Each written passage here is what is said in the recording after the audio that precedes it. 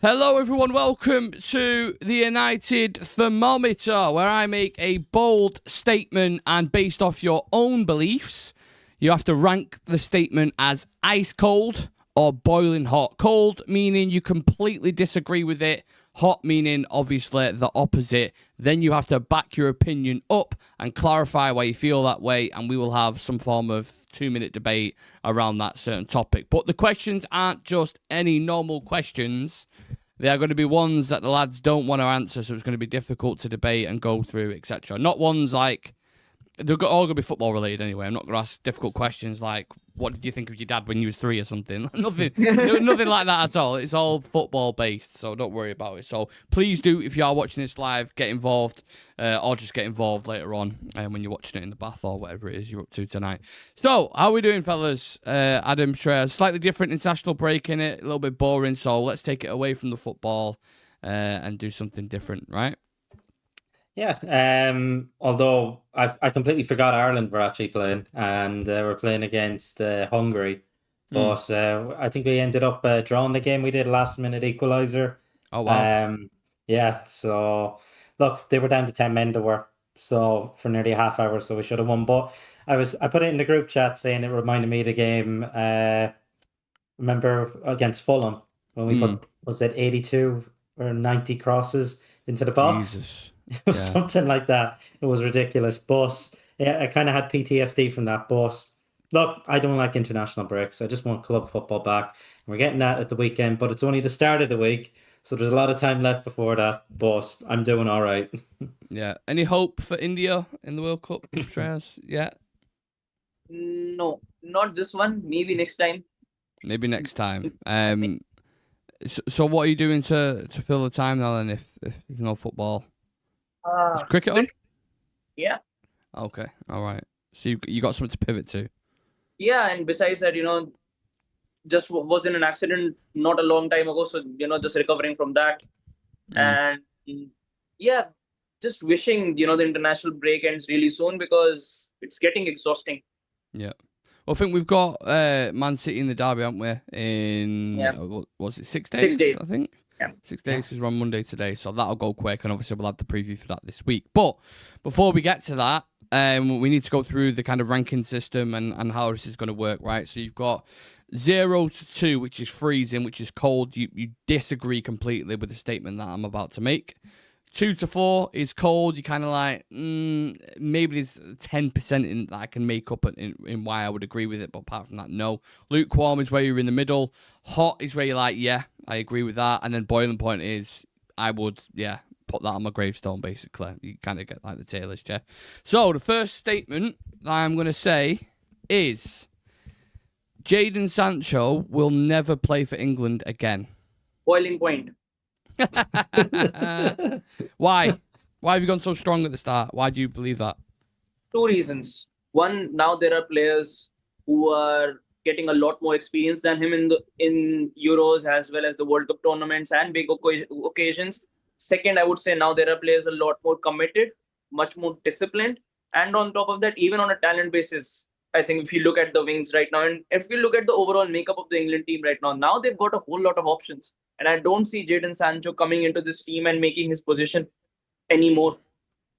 Okay. All right. Ever again, though, because it's quite a strong statement, that, isn't it, Adam? Like saying, and you might agree with it, I'm not thinking, but to say never, ever, ever again, obviously we know how quickly football can change, but it does have that feeling, doesn't it, where it's like, with him, the boat maybe have gone. Yeah, it's an attitude problem, and it has been for a long time. He turned down potential big moves to some big clubs, a permanent move, in favor of having his salary. And it kind of says everything it does. And from what I understand, the last couple of England managers as well, alongside Thomas Tuchel, is that they want hard workers, and he isn't that. Yeah. He has documented cases from United, I'm pretty sure from Dortmund, from Chelsea, and it's going to come out later this season with Aston Villa, of him missing training. He doesn't show up, he doesn't. And for me, look, I'm a volcano at this point, and you may as well throw him into the volcano. Because, volcano, that's a new level. Yeah. So I I don't think. I think the ship has sailed for him, and I know that's a big statement to say. He's still considerably young, but it's just an attitude, and you either have it or you don't. It's kind of reminds me of like, was it Ravel Morrison? Like very talented in the youths, big prospect. Fergie was like monitoring him as well. Like touted to have a good future, but attitude stank, and look what happened. So I think that's a case of that ship is well sailed for Jaden. So look, yeah, I'm at boiling point with that one. I'm at boiling point with him as it is already. So yeah, I Yeah. don't think he'll play for England again. Yeah, I think that's fair. I think we're all in agreement with that. Next up, Ruben Amorim will not be the Manchester United manager by the end of the season. Lukewarm. Adam? That he won't be the Yeah. manager. Okay. I'll go. So warm is agreeing, cold is disagreeing. I'm gonna go. I think he will be. So I'm gonna go slightly cold.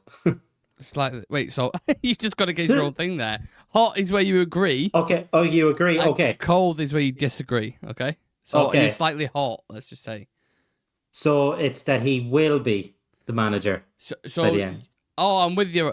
I'm confusing you there. That's my bad. That's It's okay. the host. The host should never confuse the guest. Otherwise, it ends up in a fucking curly whirly of a show and goes fucking everywhere. You're right. Continue. Sorry. Go on. Explain Okay, why. so explain. Okay. Look, given the signings that he's made, I think we have made progress despite results this season. But you can see a bit of an identity forming there, and it looks like something is beginning to click. And the only thing we are missing is goals. And I know that's been the argument for the last year, but all our stats, and he broke it down the last day, all our stats are among the best in the league when it comes to XG, shots, I think big chances created as well. So like we're leading in all these figures, but we just need the end product we do. And I think that will come given the stature of the players that we did sign. And I do think we can still have a good positive season. I don't think the expectations are, oh, you're going to win the league. But I'd like to see us get up there and challenge for a top four. I think that'd be a good season for us, given where we are, given where we were, especially with the teams that have, like, I suppose, reinvested in their squads as well, who were better than us last season. So we're kind of catching up on them. But like the stats show, like we're among the best in the league. And I think you had to give the manager his flowers as well for that. And I think the ownership, Ineos have bought into him. But the only counter argument I would say is they're not afraid to, clean their hands and admit maybe we made a mistake. We saw that with Dan Ashworth. Dan Ashworth, yeah.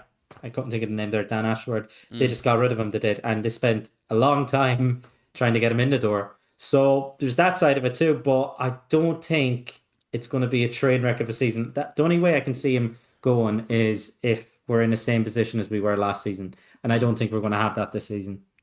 Shreyas, you said lukewarm, which is another way of saying I'm on the fence. What is it? I'd more like to ask. What is it that doesn't make you say, no, I think he's going to be the manager? What's the doubt in the back of your mind? Is it games like the Grimsby one, for example? Not particularly the Grimsby one. The problem for me has been that it has come out a lot of times that Amorim has considered walking out of the club. And with the way he came out, not the Grimsby game, how we played, but how he came out, after that Grimsby game, that the players spoke very loudly today on the pitch, and you can see, by the expressions and also by his body language that I know that if he's not able to get it right, he's not someone who's going to just stay there for the heck of it. Yeah. And for me, a manager saying it 3 times pretty much that maybe I'm not the right guy here, and I think I need to move on from here, and maybe someone else needs to come in. And he said it a lot of times that this club needs a change, and if I'm not able to bring that change, someone else will be coming in to bring about that change. So for me, that is the biggest concern. Not that Ineos would sack him, but that he'd walk on his own. Yeah. There does seem to be an element of that, doesn't there? Whenever he speaks, it's kind of like, which I almost admire a little bit, for him to turn around and say, like, I'll go if you don't think I'm the right guy. Like, I'm fine. But he's clearly a bit stubbornness, a bit of arrogance about him as well. And which you get with most managers. Let's be honest, they're all kind of like that. He wants to stick to his principles. And to be honest, when you see the underlying numbers and a lot of the metrics, you can kind of see why he would still have that kind of belief. But then when you see a game like fucking Grimsby and you see the drop off, and when you rotate a couple of players, that must be so frustrating as a manager to think, I'm watching these guys in training and they're lighting it up and they're giving me something like, okay, we can work with this. And then I put them in the game and they shit themselves, basically. They absolutely bottle it. And things like the Grimsby game happen. So, after the Grimsby game, I have to admit, I said it, I can't go back on it because I said it literally on fucking BBC News. I was like, I'm fucking done with this manager. But it shows like how emotional football is because you can react after that game. Had I had asked this question to you two now, straight after that game, you'd be like, I don't know, like it's looking tough. But football changes, and I like him. I need to start seeing results now, and hopefully they'll start coming. Yeah. Above him, I wanted to ask, and this is this is the statement, sorry. Ineos have done a really good job at Man United.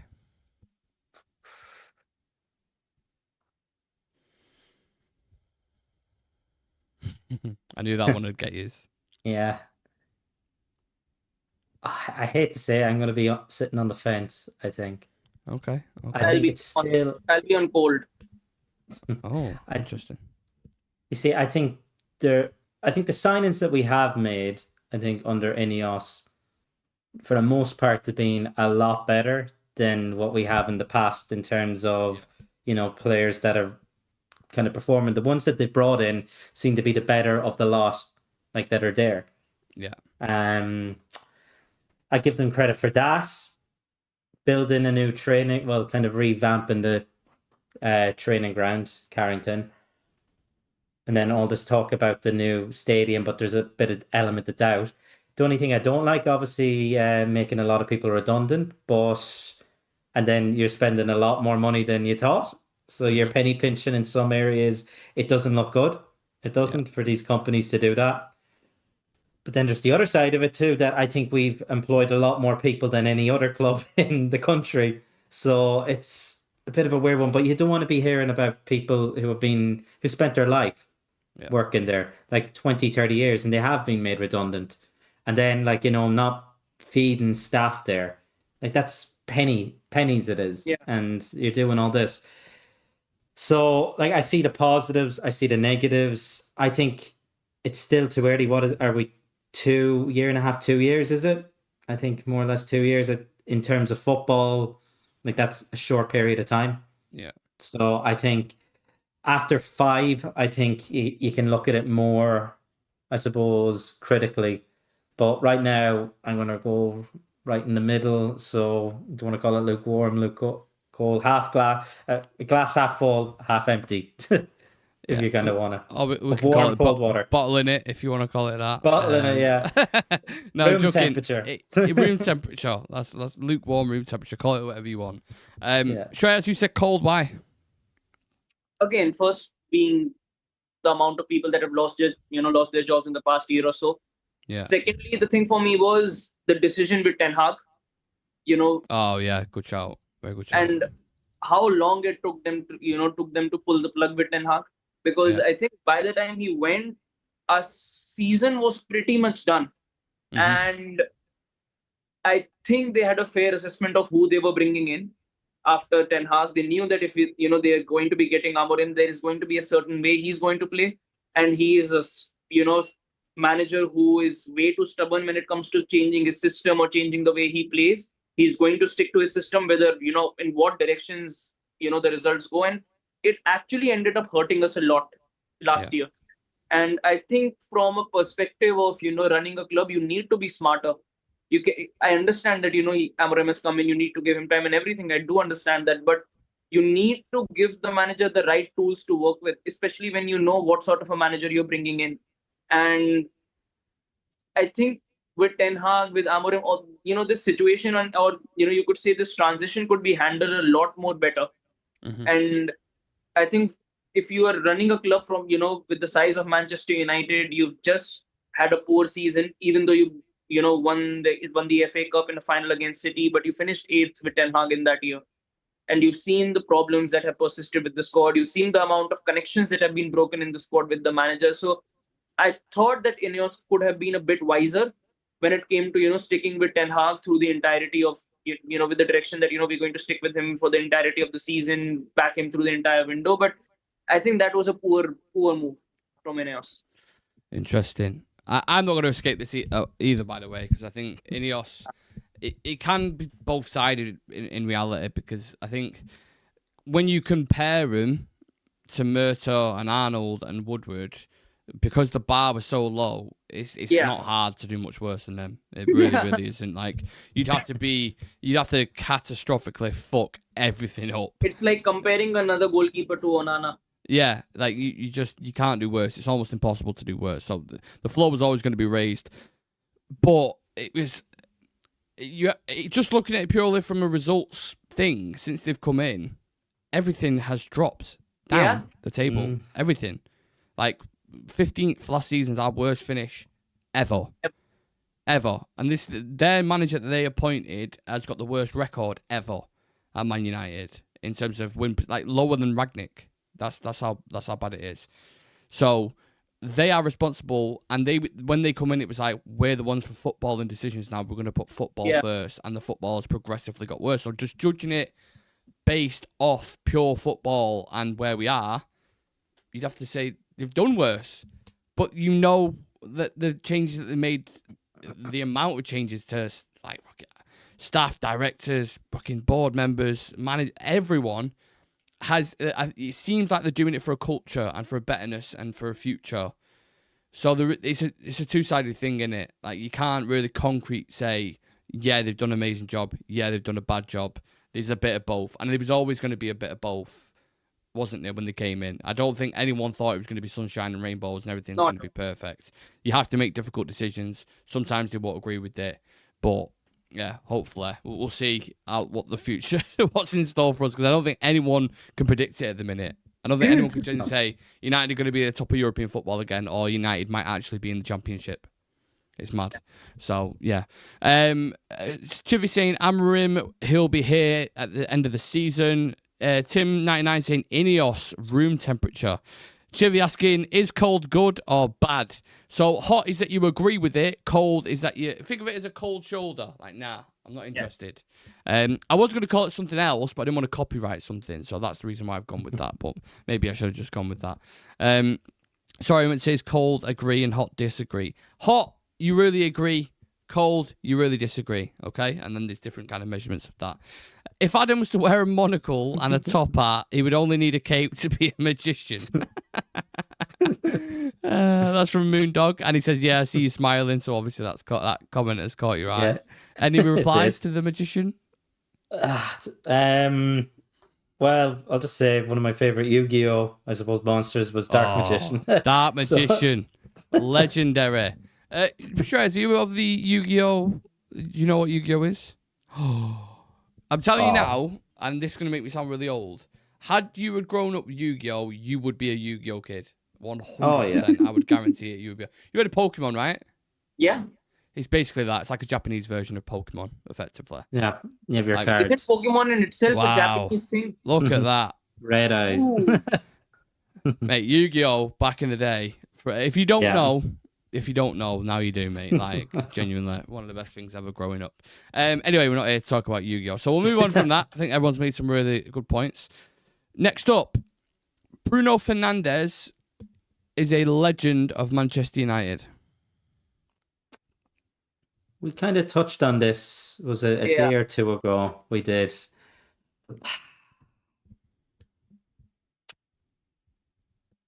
I'm going to go... slightly warm, I think. Yeah. Slightly warm. Slightly warm. Okay. Yeah. It seems like whenever our club goes through these periods, like when we're a bit, if you want to call us dormant, we still win stuff. We still win stuff, and it'd be a golden era for the likes of Newcastle if they were going through this. He has been there. He's been the club captain. he's put out some insane stats Yeah. and kept us relatively afloat. And I made the comparison to Brian Robson the last time. Won a few cups. Was Absolutely. that guy, Brian Robson, legend at the club. But his time was kind of finished before we went on to something great. Yeah. And I feel like Bruno is going to be the same for that as well, if the rumors are true about potentially going in the summer. I think his stats back it up. Like what's happened, he's had some good moments as well. You look back, I think, during times of, I suppose, success, like if you're in a golden era, that's if we ever go back into one at this rate. But I do think if we stick to a project, look, Liverpool have done it, Man City have done it. I think Arsenal are doing it, but I don't know what's happening there. But I think, yeah, you're due to win a title or two. And I think you'll look back on Bruno's time after he goes in a couple of years, give it maybe 10 years, and you'll look, okay, yeah, he was a legend at the club.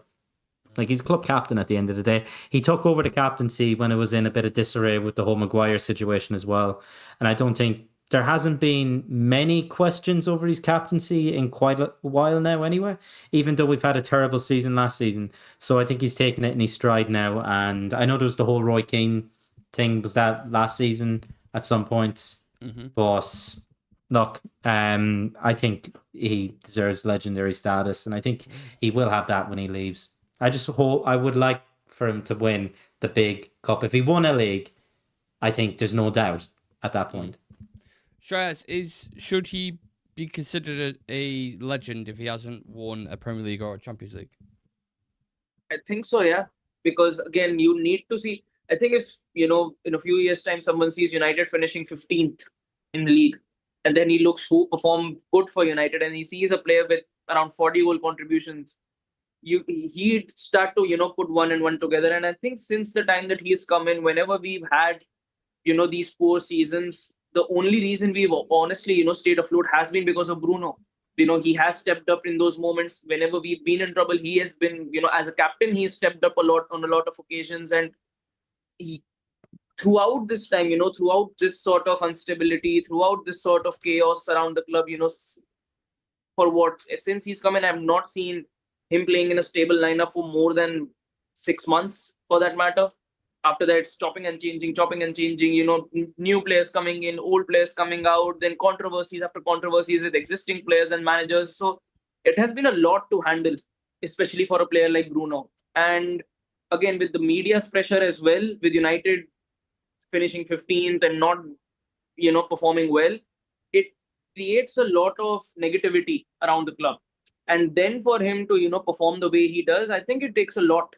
And I think in a few years' time, when Bruno leaves, people will realize how much of a hole he leaves behind, because he has actually been a glue who has held United together for the past 2 years. And I think when he goes, I think people will still remember the kind of effort and the kind of commitment he puts on the field, because there's, never a doubt about how much effort and how much he loves the club. You can see it on his face. You can see it, if he plays 90 minutes, you can see it for the entire 90 minutes, how much he wants to achieve something for the club.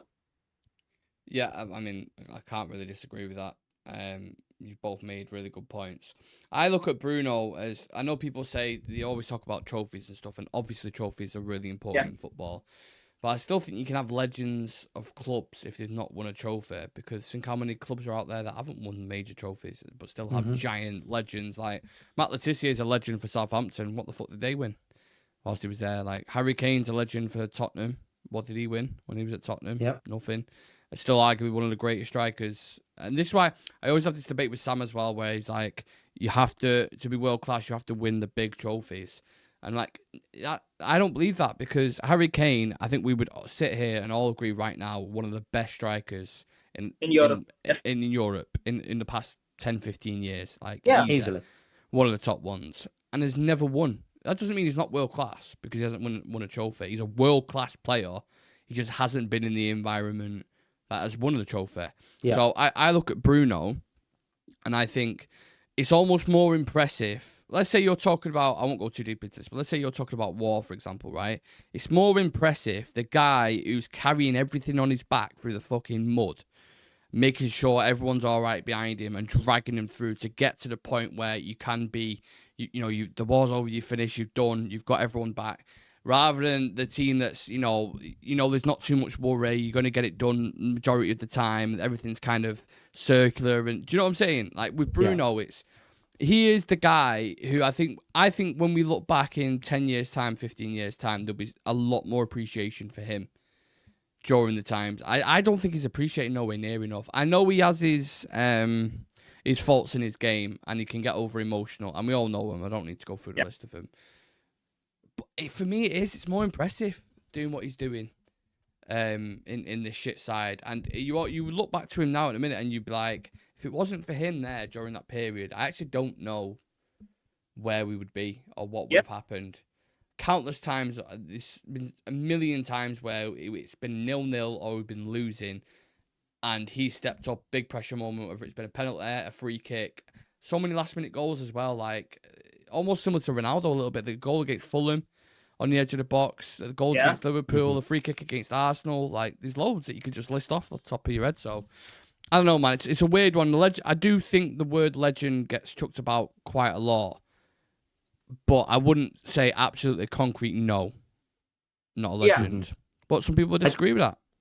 I think he's above that level of cult hero because I think Ibrahimovic, he wasn't here long, but I put him in that kind of cult hero kind of status. And he wasn't here that long. Like he scored he had a really good final, and I'd rate Bruno's time above Ibrahimovic's, and I put Ibrahimovic as a cult hero, so I put Bruno as kind of a legend, then I would.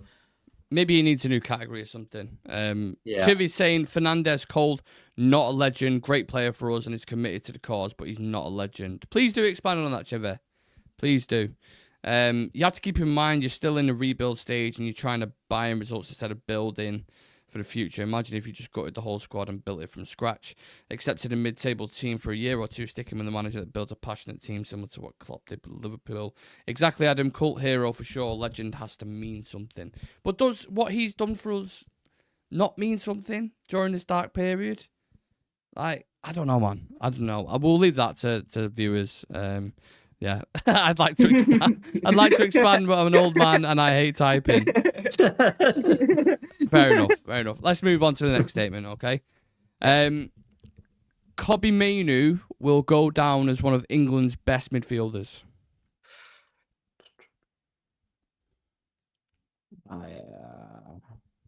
I'm going to go slightly cold. Okay. Shreyas, you have a... You going where? Lukewarm. Okay. Yeah. Okay. Shreyas, you go. I think it has a lot of variables attached to it. One of them being who the manager is for England, because if Thomas Tuchel is going to stick, you might not see Kobbie Mainoo in the capacity for that much, because for some reason, as far as I've read it, Bellingham is definitely going to be playing in this team. Declan Rice is definitely going to be playing in this team, and Tuchel rates Adam Wharton a lot. So maybe Kobbie Mainoo becomes fourth choice. Maybe he becomes fifth choice for that matter. So I'm not sure as to how many minutes he'll get under Tuchel. And apart from that, another factor that definitely is a big question mark for me is what is Kobbie Mainoo's future with club football as well? Because I still see it happening that we might lose on Mainoo. And I think if he picks a right move to a club, he definitely has the ability and he definitely has that sort of talent as well to go along with it to be one of the greats. But again, I don't think that if he sticks with United, especially, if Amorim is staying as manager, I don't think he'll be able to achieve that status. And as the minutes keep declining, it becomes hard for you to get picked for, international football. And you've got a World Cup pretty much on your hands next year. If Mainoo is not going to be playing regularly, I doubt he'll be picked for the team. It's an interesting conversation, isn't it, Adam, about Mainoo? What's going on at the moment? Do you see him pushing into that team? And if not, would it worry you, given the current circumstance? You see, I think he is a really good opportunity, I think, over all the other English midfielders. and not many people kind of look at it from this point of view. If he breaks into that Manchester United team, which is a similar kind of system than Thomas Tuchel's one, in a way, you have the three at the back, midfield. It's similar in a way. I think he stands out a lot more than the others. And if he can actually do his job well, but he has to break into that Manchester United team first. Exactly. And I think with hard work, he can do that. And we've seen him now play. Obviously, against Grimsby wasn't the result. The result didn't go our way, but he was arguably the better player on our team, stats-wise and kind of eye test as well. Then he came on against Burnley, looked a lot better as well. So, like, if you put in the hard work, he can break into that Manchester United team, I think. And then if he's playing regularly, I think that's one of the things that Thomas Tuchel has said, then you can get into the team. And I think he is good enough to get into that English team.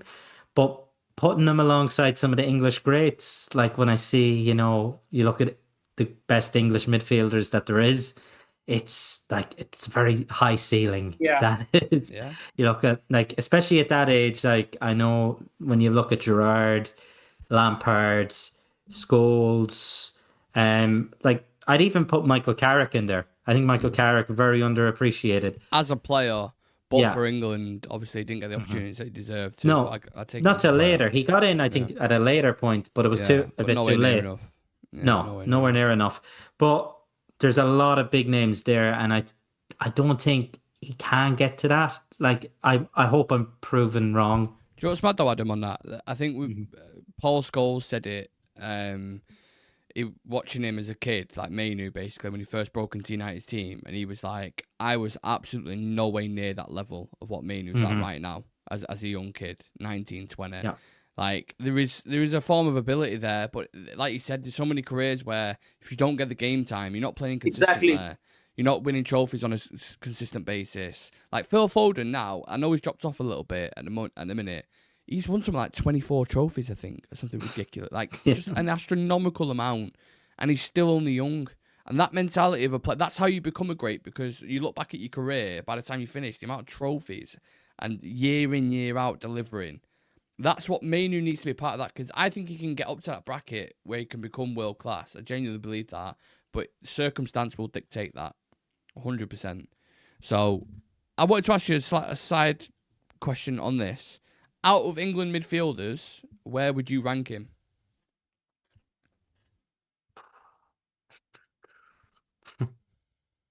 It's such a weird one. I put him over Wharton anyway. Yeah. Really? I'd rate him over him. I would. And then you're looking at Bellingham and Rice, I think, are that kind of stand out there, that high level right now. I'd probably put him third after them too. Okay. So give me your top five, let's say, for example. For England right now.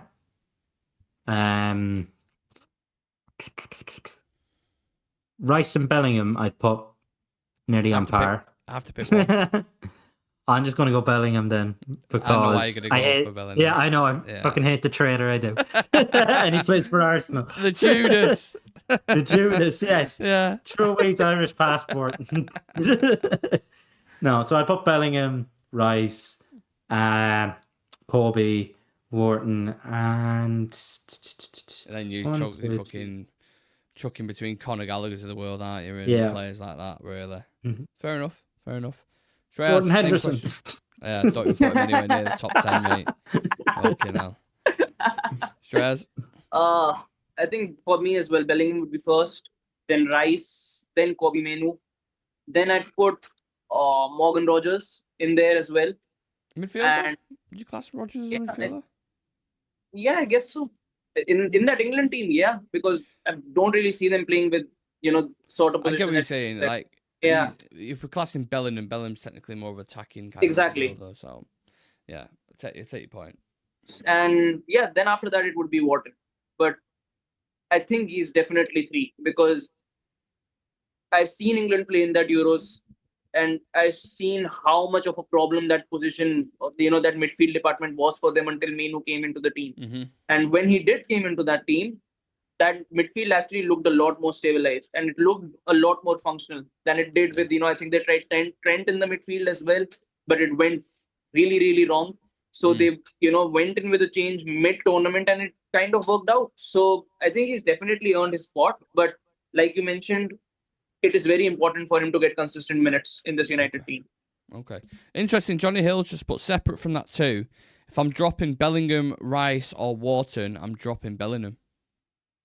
Which is wow. Can I say this is a bit of a hot take and this is separate? I actually do think Bellingham's super overrated. By the way, I think he's really, really good. Don't get it twisted. I think he's a top talent. But I just think, I don't know what it is. I just think I've watched him in big games in the Champions League. Yeah. And he's not been amazing. He's been good, but he's not been incredible. Whereas I don't think he's world class. I watched Declan Rice against like Real Madrid, for example. And he was the man in that game. Like not just the free kicks that he scored, and I look at them both and I'm like, at this moment in time, I'm just saying, I don't want to blow his head up, but it's interesting. Right, let's move on before we get down a bit of a rabbit hole. Next statement I've got for you, lads. 4-4-2 direct football is so much better than what we currently watch in the Premier League under Pep Guardiola. Oh yes, 110%. Boiling point, lava. Fine, we can move on from that if we're all in agreement with that. Honestly, football was more enjoyable back then. It was 100%. And I know we always sound like, it's like when your parents used to say to you, like, "Oh, music was so much better back in the day," and blah blah blah. And we sound like oldies, maybe saying that a little bit. Can't say so much for Shreyas because he's still like 23, but do sound a little bit ageist saying that. But it is when you go back and watch like Barclays football. I was listening to Michael Owen actually, and Michael Owen. Usually as a pundit or just in general just talks utter nonsense and wibbles shit, but on this interview with Rio it made some really, really good points. And he said back in like the Barclays kind of era, the strikers, you'd have a pool, one team would have a pool of 4 strikers that were insane. United, for example, with Solskjaer, York, Cole, Sheringham, Tevez, Rooney, Ronaldo, like you would have so. Now you look at it, you're looking at like the top strikers in the Prem. Who are they? Haaland, Isaac. Who else? You're struggling at that point, aren't you? Like Watkins. That's pretty much it. It's the death of the strikers dying out almost, like isn't it? if you pick the term best, it's only Haaland and Isak, because barring them, I wouldn't put them, like in Harry Kane category or Lewandowski category. It's more wingers now, isn't it, that are getting the numbers, the high numbers. Your Salahs of the world and people like that. But I definitely thought the football was so much better, like 10, 15 years ago. A couple of years ago, my parents were getting rid of their Sky, remember Sky Plus? You could record stuff on it. Yeah. And I completely forgot, but back in, I think, 2009, I ended up recording the first leg of that Man United versus Arsenal semi-final, I think it was. So it was the one at Old Trafford. Not in the blue kit, not at the Emirates. It was at Old Trafford. The reverse one of that. The reverse one, yeah. Now, I wish I recorded the other one I did. Yeah. But, I went back and I watched a good bit of it. And this is only maybe about 5 years ago, in the last 5 years. And, the football, it was so different. It was. And it was perfect. It was. Yeah. I'm not just saying that because we were really good back then. No, you're right. You're right. Yeah. Because you had Wes Brown playing, you had John O'Shea playing. John O'Shea ended up scoring the goal. Sung. Yeah, Parky Sung. Yeah. Right. You had these sort of players in there, but it was 4-4-2 it was. And it was just so simple. Everything looked like players. They were proper, I know they're athletes now, but everyone worked as a unit in that team in 4-4-2. But I understand now all teams go with the kind of, I suppose, 3 in midfield. That's the big thing now because Guardiola's come in, done all this. Controlling games, innit? Yeah, controlling games. Where you used to have 2 strikers on the pitch, you now have 1. And it's slowly just creeping away because you're getting false 9s now. It's, I don't like the way football's going. It's getting a bit too tactical nearly. Yeah, agree. Right, last couple of ones and then we'll end with football darts. So the ex-Man United players who are current pundits are a part of the media black cloud that surrounds the club. Oh.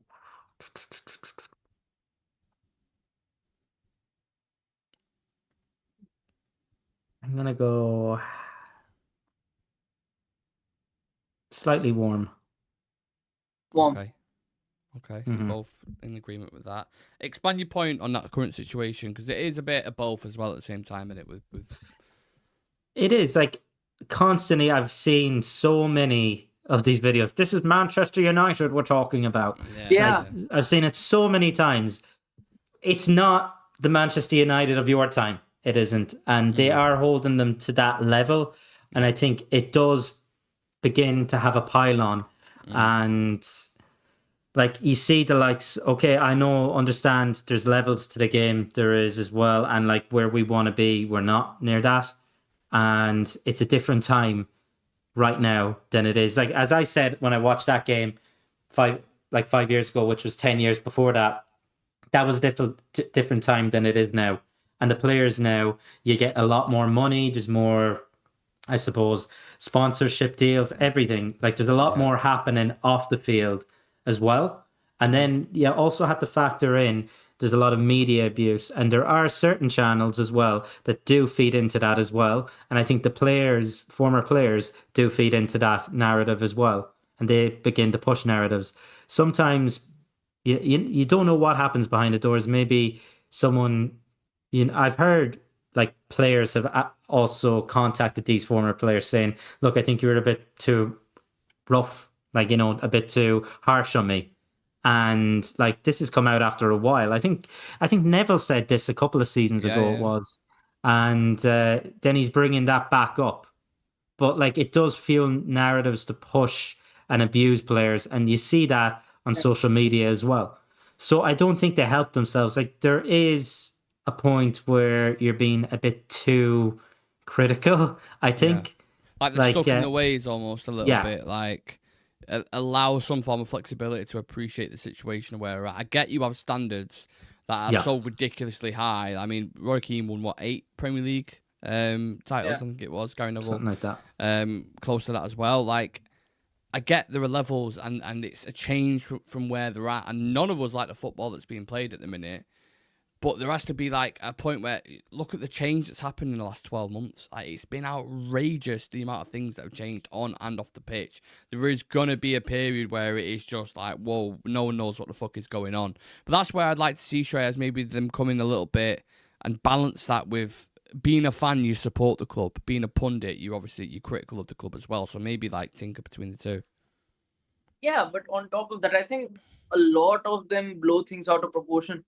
Because tell me one club in the top 6 last year who was playing good football right now. Tell you one club outside of the top 6 that's playing good football. Inside of the top 6, who finished in the top 6 last year, who played good football this season up until now. Good football this season. Hasn't been any. Liverpool haven't. Villa not even there. Villa in the relegation zone right now. Arsenal haven't played good football. City aren't playing good football. Forest haven't played that great football. I'd say Liverpool are exciting going forward. That's what I'll say. But as a unit, and defensively, not at all. But going forward, I think they've been exciting. I think every team has had a slow start this year, at least till now. And in that space, United is up ahead. Right now in the table, they 3 points off City, or they're a couple points ahead of City, something like that. Yeah, so City and Newcastle and Villa are below us currently at the minute, aren't they? Yes, and all of them finished above us in the top 6. And they've not played great football till now, but for some reason, they like to target it at United so much that we are not playing good football, we are not doing this, we are not doing that. But when you actually look at the numbers, when you actually look at the stats, you look at what the problematic areas are for us. And in comparison to last year, it is very, very much better than to what we were doing in the league last year. The performances are much better. I don't remember one game where we created the amount of chances that we are creating right now. I haven't seen one game where United have maintained even 50% possession. And right now we are maintaining on an average 57% possession per game. So there are definitely metrics where we have improved up. Definitely, we are not there yet when it comes to playing free flowing and, when it comes to playing balanced football for the entire 90 minutes. But we all knew it's going to be a slow process for us. We're not going to be able to, find every single piece of the puzzle within one window itself. It's going to take us time to put, that puzzle together. And I think for what we have, it is definitely going to take us some time for all of these new signings to come in and gel as well. So I think especially with new signings, these guys are so critical at times. With players like Xerxes, what happened last season. How many times have Xerxes and Delict been targeted last year before they even touched the ball? That So you need to, support your players. You need to give them the benefit of the doubt that they've just come into United from a different league. It's going to take them at least a little time to understand what they're getting into. And when even these new players see the legends of the club actually, coming up really hot against you, that, you're not good enough, you're not doing this, it does, fill you with that sort of underconfidence. It does make you feel a sort of hesitation on the pitch as well, that am I actually, fit enough to wear this badge or not? It's interesting. You know what's another thing as well, Nick? It seems like only the former Manchester United players, it's almost like they're trying really hard to be impartial the whole time, that it's forced. It's nearly They're overdoing forced. it. Neville, And they're especially. Neville in particular. And then you have Jamie Carragher. It makes it clear and obvious, like, who he supports. And then you're like, is Neville a fan? Sometimes it's almost like Jamie Carragher speaking more sense about Manchester United than Neville. And I think he's trying too hard. And it feels forced, it does. Yeah, it's almost like he's conscious of overdoing it, whereas he seems more of an Arsenal fan than he does Man United. Yeah. I listen to when he talks about Arsenal, I'm going to go with Arsenal again to win the league. I think Arteta's been backed. He's done this. He's done. You start thinking these were your rivals back in I get you've got to be balanced in punditry, but I don't know. You still have that bit Carragher still has those little digs at United and stuff. Be a bit like that. We want to see that rivalry still there. You can't be stuck in your ways in how Man United used to be and this is the way they should go, and then not stuck in your ways in there's still a bit of tribalism there and still want to give a little dig to Liverpool there and that. Well, you know what I mean? I don't know. It's a little bit weird. A couple of comments just before we finish off with the darts thing. I remember Quinn and Phillips at Sunderland, York and Cole, of course, Shearer and Sutton. It was Keane. Maguire's agent contacted him without asking Harry. Pray for Mainu, Ahmad, Xerxes and Dorgu. Neville overcompensates. I remember when we got a draw against City, he decided it was the time to say how modern football is boring. Yeah, Neville, I'm a bit annoyed with Gary Neville at the minute. I can't listen to him. I absolutely adored Gary Neville and what he stood for. And at the times during the Super League, when everything was ongoing, I thought him and Carragher did a really good job on that, them two together. The way it was presented and the way they spoke. And I still think they're two really good minds in football, but I don't know, with Neville at the minute, I just can't seem to listen to him. And maybe that'll change, I don't know, when we start winning games, hopefully. He said at the start of the season, he was like, it's the same as last season. It's all the same as last season. And it wasn't. We should have beaten Arsenal on the opening day. Yeah, I agree. Right, so we need to decide this, because yesterday, was it yesterday? No, it was the day before, wasn't it? When we did day before, I think. Yeah, when we did the football darts. For the concept, anyone who's played darts before, obviously you get the score of 501 and you have 3 shots usually, and they have to be below 180 to kind of get your score down. But what we did was, with football appearances, let's say you name Bruno Fernandes, who's got, 250 appearances for Man United, you would then take 250 off your score, or you won't be able to do it because it would be over 180. So you've got to get between the range of 0 and 180, is what I found out the other day. Now, what you can also do is you can do it with Premier League appearances, you can do it with top scorers, you can do it with multiple things. So who wants to host? Because I said I would flip the scenario. So what I done was I ended up putting this into Grok, which is a AI model. I basically built the game for it to put everything down. Okay. So I'll just read what it said. So this is restarting the game because I was practicing it. So each player starts with 501 points. Each player will name one Manchester United player per turn. I'll provide their total competitive first team appearances for Manchester United, subtract those from their respective players' score, and the first one to reach exactly 0 wins. Okay. Let's try. We could try that. Yeah. Okay. So who wants to be player 1? Who wants to be player 2? I will be player 1, no problem. Okay. I don't mind stepping up for the first penalty. Are we doing the rule though? Because when I've watched it before, the football darts, they do it where you can't go over 180. It's got to be 180 and below. Okay. Ooh, that's that what might be they interesting. Do. If you go over that, then But they get a turn then, basically. I suppose rather than naming like someone, say, I don't know, like who would be kind of that player that had a good few. Rooney was definitely over 500 anyway, I know. Rooney would, he just wouldn't be close to it. You try to think who's in 400. Yeah, so we'll do, can't go over 180. Can't go over 180. So I will start with Paul Pogba. Okay. Let's see. Okay, so he had 2 spells, and in total he's made 233. Oh, I've gone over. You've gone over on Really? that one. Yeah. 230 is that what he's made? Right, okay. Go on, Shreyas. Guess you're going first. Donny. Donny van der Beek. Beek. Yeah. Is that? Van der Beek. Wow. So we just counted as 0 your score then, will we? Yes, yeah. Okay. Okay, so Donny van der Beek. Let me spell this. And player 2 says Donny van der Beek. Van der Beek, isn't it?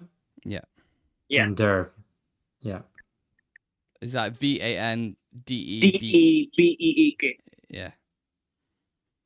Okay, he made a total of 62 first team Okay. appearances. So, Nick, you're on 501, and Shreyas, you're on 439. Okay. Okay. I go again, yeah? Yeah. Andre Onana. Oh, God. Hopefully, no more. Yeah. Hope this is last. Yes. Definitely. He has made 77. Okay. Okay. So, you're on 424, Nick, and Shreyas, you're on 439. Okay. Eric Bailly. Oh, it's an interesting one. It ended up correcting to Eric Bailey's. It knows I'm Irish. So let's see how many has. Remember the days of Bailly. Those are mad. Wild days. man. Wild was. man. Him and Rojo. Yeah. Oh, that was some, I suppose, partnership. He made 113 first team that's appearances good. for Man United. number. Yeah. Good number. So Shreyas, you're on 326. Nick, you're on 424. Okay. We'll have a nice competitive game here, lads, yeah? Fred. Did he play a lot of games for Ollie, though? It's not going to be in a lot of competition. It's not over 180, no chance. Let's see. No, not over 1. 213. 213. Fred! We allowed Fred to play 213 games for this club. No wonder we're in the fucking shit. 213. Oh my goodness me. Alright, say no more. Do you want to redo it, do you? Do you want to redo? No, I'll go by the rules I got over, so yeah. I don't know if they redo it or not, or if it goes to it, but I'm fine. Go on, Shreyas. How many have I got left? You have 326. 6. Antonio Valencia. Valencia. Did he make over 180 though? Don't know. Will I put him in? Yeah. Yeah. Okay. I don't think it would have been over 180, but then I didn't think Fred would have over fucking He 180. was here since 2010, wasn't he? Yeah, that's a good point. That's a good point. He was here 10 years. He made 339. Oh my goodness me. 3. Yeah, obviously Yeah. captain. Yeah, he was here for ages, wasn't he? Forgot. Okay. Right, I'll go Park Ji-sung. Park Ji-sung. Do you think he's done more than 180? I don't know. Could My be, memory's could be so not. shit. Go John O'Shea. I'll go John O'Shea. John O'Shea. Could be a lot. Was he not in the, what do you call it, around the end of 99 I'm going to as well? go bold. I'm going to go John O'Shea. Let's do it. I need to get a big drop off of it, so I'm risking. Like, I know there are ones who you get like knock 20 off or knock 40 off, but 393. oh my god, what am I doing? This is so bad. It's so bad for me. Just out of curiosity, how many has Dallo played for us till now? I was gonna go Dallo, and I Too think many. no, because if Fred's got that many games, I know for a fact Dallo will have as many. I find, it is shocking that we've allowed even him to play over, like, if he's played like 250, Yeah. 300. Embarrassing, to be honest with you. Fucking embarrassing. Go on, Shreyas. Berbatov. I actually had that in my head. I actually wow. had that in my head. Interesting. He wouldn't have had over 180. Let's see. No, he weren't there for too long. Good few years, but I take him in a heartbeat right now, actually, on the team. Yeah. yeah, but then it'd be like, oh, he can't press from the front, so we don't want to sign him. 149 appearances. Oh, that's a good one. Yeah. That is a good one. So he's here for 4 years. And current scores, Nick, you're 424 still. And Shreyas, you're 177. Okay. Next up, I'll have Anthony. Anthony, okay. Yeah. If he's played over 180, I'm going to turn my Logitech camera off and I'm going to end this stream. I'm telling you now. Okay, let's see. Anthony, 104. Yeah, Wow. take that. That's including substitution, I suppose, appearances. Wow. I will take that. That's a lot more than I thought. Yeah.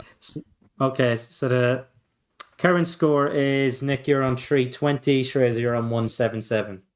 Okay. I need to get a bulk down a bit. Remember, it gets more difficult when it gets into that smaller region. No. That's what she said.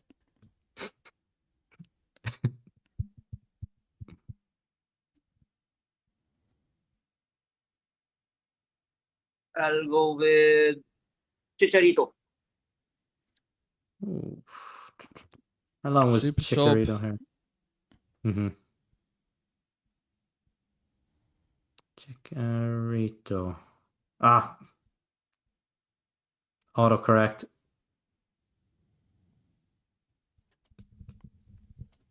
At least it knows what I'm saying anyway. So let's see. Ooh, he made 157. So you're down to 20 now, Shreyas. So Nick, you're on 320, and Shreyas, you're on 20. Romero. So Nick, could be a good shout.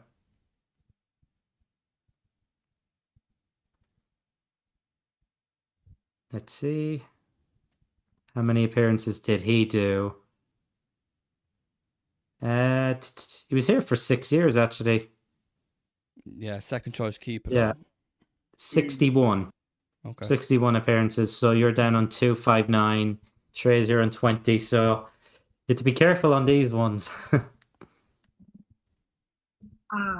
Love no cheating either. No Googling. I'm on 20, right? 20, yeah.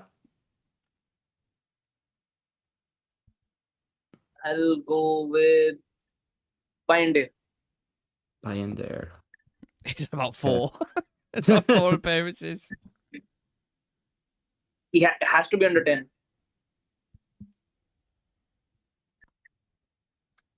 I'd say 8. Let's see. I'll say 7. How many? He's made 10. Okay. But not 10 off. Okay. Yeah, not 10. So you're down to 10. Nick, you're on 259 right now.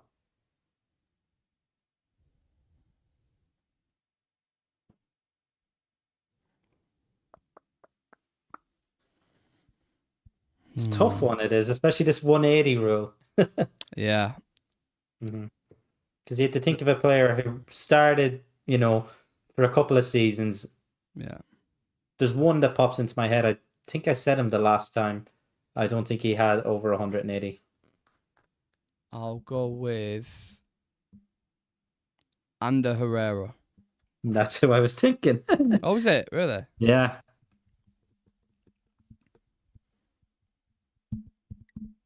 Obviously, someone who, do you think he should have stayed a bit longer than he did? I liked him. I did like him. He won Player of the Year too. The whole contract situation at the time was just debacle, wasn't it, to be honest with you? But we had idiots in charge, so that's what happens. He made 189. Oh, fuck off! 189. 180. 180. Oh my god. That's pissed me off. Do you want to keep it? We can keep it and move it on. Rules are rules. Rules are rules. Okay. Go, Next Trez. player for me is Mbumo. And Boomer, okay. He's had 3, 4? Four. Four Four appearances, I think. Four appearances. Yeah. Okay, not Kinder Bueno. Slightly different. Yeah. Yeah.